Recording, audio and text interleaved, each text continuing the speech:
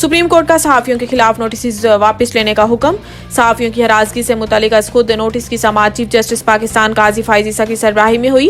दौरान समाअत chief justice Pakistan ने इस्तफसार किया कितने केसेस हैं, जिस पर अटॉर्नी जनरल ने बताया है कि ये 4 दरखास्तें हैं, जिनमें कयूम सदीकी और असद दूर दरखास्त गुजार हैं। चीफ जस्टिस पाकिस्तान ने कहा है कि कयूम सदीकी बताएं केस खुद चलाना है या सदर प्रेस एसोसिएशन दलाइल देंगे, जिस पर अब्दुल कयूम सदीकी ने कहा है कि मैं कुछ हकाइक सामने रखना चाहता हूँ। काजी फाइज ईसा ने रिमार्क्स दिए, कुदरत का निज़ाम देखें कि हमने अस्कुद नोटिस कोर्ट नंबर 2 में लिया, लेकिन मामला 5 रुकनी बेंच के पास अस्कुद नोटिस के इख्तियार के लिए चला गया।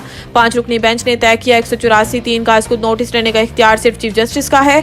सहाफियों की ही नहीं, जजेस की भी आज़ादी इजहार राय होती है। अदालत ने सहाफियों की हरासगी से मुतालिक अस्कुद नोटिस की समाअत कल तक मुलतवी करते हुए विफाकी हुकूमत को सहाफियों पर तशद्दुद के खिलाफ रिपोर्ट 2 हफ्ते में फराहम करने की हिदायत कर दी।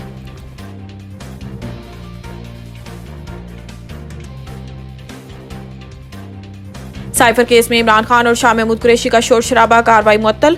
अडियाला जेल में ऑफिशियल सीक्रेट एक्ट की अदालत कायम हुई, जिसमें अमरीकी साइफर केस की समाअत जज अबुल हसन जुल्करनैन के रूबरू हुई। अदालत में बानी तहरीक इंसाफ इमरान खान और रहनुमा शाह महमूद कुरैशी पेश हुए। प्रोसिक्यूटर जुल्फकार नकवी और उमर बिलाल, सरकारी वकला शाह महमूद कुरैशी की अहलिया और बेटी, आम लोग और गवाह भी कमरा अदालत में पहुंच गए।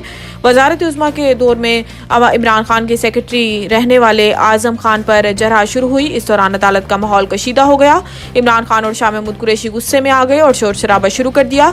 मामले की संगीनी को देखते हुए जज को कार्रवाई कुछ देर के लिए मौखर करना पड़ गई। सनम जावेद जमानत मिलते ही दोबारा गिरफ्तार। इंसदाद दहशतगर्दी की अदालत में मुस्लिम लीग नून हाउस जलाने के केस की समाअत हुई। सोशल मीडिया एक्टिविस्ट सनम जावेद और मोहम्मद तनवीर की बाद गिरफ्तारी जमानत पर जज ने फैसला जारी करते हुए सनम जावेद और मोहम्मद तनवीर की दरखास्त जमानत मंजूर कर ली। सनम जावेद के वकील ने कहा है कि मेरी मौकला को 6 माह बाद इस मुकदमा में मुलव्वस किया गया। डिप्टी प्रोसिक्यूटर अब्दुल जब्बार डोगर ने जमानत मुस्तरद करने की इस्तदा की और कहा है कि मुलजिमा सनम जावेद ने अवाम को जलाओ घराव पर उकसाया। जमानत मंजूर होने के बाद सनम जावेद बाहर निकली तो इन्वेस्टिगेशन पुलिस ने थाना शादमान में दर्ज मुकदमा में पाकिस्तान तहरीक इंसाफ की रहनुमा सनम जावेद को गिरफ्तार किया। वाज़ेह रहे कि मुलजिमा सनम जावेद के खिलाफ थाना मॉडल टाउन में मुकदमा दर्ज है। फौजी अदालतों में सिविलियंस के ट्रायल की समाअत करने वाला बेंच टूट गया।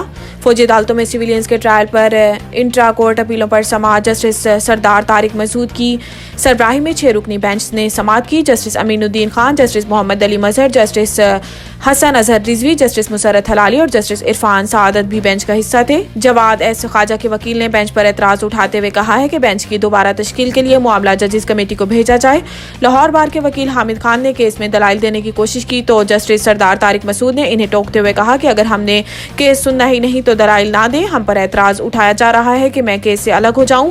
जस्टिस सरदार तारिक मसूद ने खुद को बेंच से अलग कर लिया, जिसके बाद फौजी अदालतों में सिविलियंस के ट्रायल पर इंट्रा कोर्ट अपीलों पर समाअत करने वाला बेंच टूट गया।